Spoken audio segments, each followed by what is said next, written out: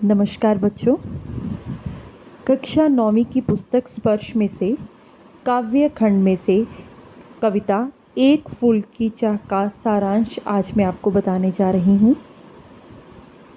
सियाराम शरण गुप्त जी की लंबी और प्रसिद्ध कविता एक फूल की चाह का एक अंश, जिसके बारे में आपको बताने जा रही हूँ। इस कविता का मुख्य भाव समाज में व्याप्त छुआछूत की समस्या है। कविता में एक घटनाक्रम को दिखाया गया है। एक गांव में भयंकर महामारी फैल जाती है। गांव के बीचों बीच एक ऊंचे पर्वत की चोटी पर एक विशाल मंदिर बना हुआ है। मंदिर के एक तरफ वह ऊंची जाति के लोग रहते हैं और मंदिर के दूसरी तरफ ऐसे लोगों का निवास है जो कि छुआछूत का शिकार हुए और नीची जाति के लोग माने जाते हैं। चारों ओर महामारी फैली हुई थी, जिस कारण पीड़ित लोगों की आंखों से आंसू बह रहे थे। इसी के बीच एक लड़की की कहानी मैं आपको बताने जा रही हूँ। इसी गांव में एक छोटी लड़की जिसका नाम सुखिया था, वह अपने पिता के साथ रहती थी। गांव में भयंकर महामारी फैल जाने के कारण सुखिया के पिता उसे बाहर खेलने तक नहीं जाने देते थे। उनको लगता था कि अगर उनकी बेटी बाहर खेलने जाएगी तो यह महामारी उसे ग्रस्त कर देगी, अपनी चपेट में ले लेगी। इसी कारण वह बार बार उसे बाहर जाने से मना करते थे। आखिरकार जिस बात का सुखिया के पिता को डर था वही हुआ। सुखिया महामारी की चपेट में आ गई। सुखिया का शरीर तेज बुखार से तप रहा था। वह बुखार से पीड़ित होकर बहुत कमज़ोर होने लगी थी। सुखिया की आवाज़ धीरे धीरे धीमी होती जा रही थी। उसके शरीर के सारे अंग भी कमज़ोर होते जा रहे थे। सुखिया का पिता अपनी नन्ही बेटी को देखकर बहुत दुखी हो रहा था। इतने में सुखिया ने अपने पिता को कहा कि पिताजी, मुझे माँ भगवती के प्रसाद का एक फूल लाकर दीजिए। दिन ब दिन सुखिया की जो हालत थी वह और बदतर होती जा रही थी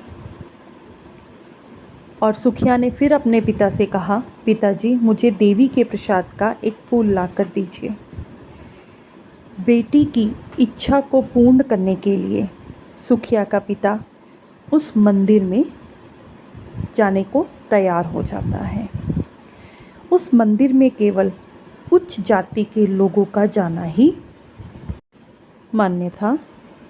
परंतु सुखिया का पिता किसी तरह धीरज बंधाकर मंदिर के अंदर प्रवेश कर जाता है।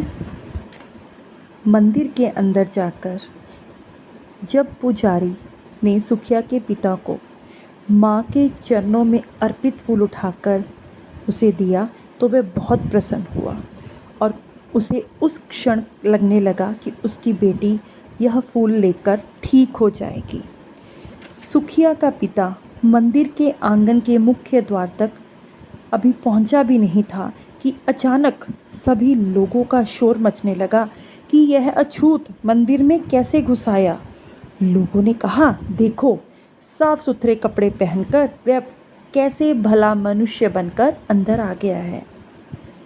सभी उसे रोकने की कोशिश करने लगे और उसे रोकने की कोशिश में लोग उसे मारने भी लगे। लोगों ने मार मार कर उसे नीचे गिरा दिया। उसके हाथ का सारा प्रसाद फूल वहीं बिखर गया। वह बस यही सोच रहा था कि उसकी अभागी बेटी अब ये प्रसाद और पुष्प कैसे लेगी।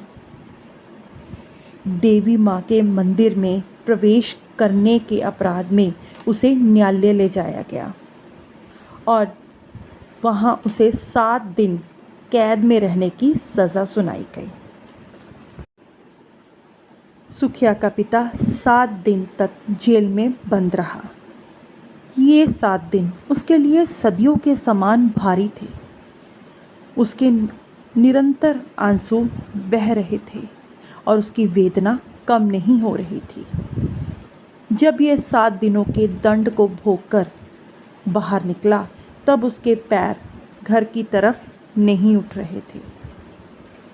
उसका मन किसी अज्ञात आशंका से घिरा हुआ था। सुखिया का पिता उसके घर पर ना होने से बहुत दुखी होता है और वह दौड़ता हुआ सीधे शमशान घाट की तरफ पहुंचता है, पर उसके वहां पहुंचने से पहले ही वह क्या देखता है कि सुखिया की चिता को जला दिया गया है। उसकी फूल सी बच्ची अब राख की ढेरी में बदल चुकी थी।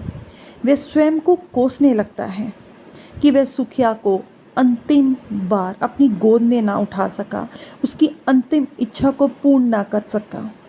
वह स्वयं को अभागा पिता कहता है।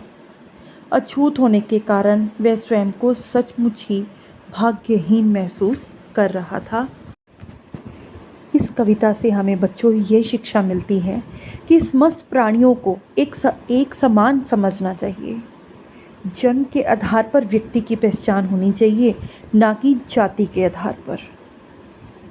इस कविता से हमें समाज में छुआछूत, ऊंच नीच जैसी बुराइयों को नष्ट करने की प्रेरणा मिलती है। धन्यवाद।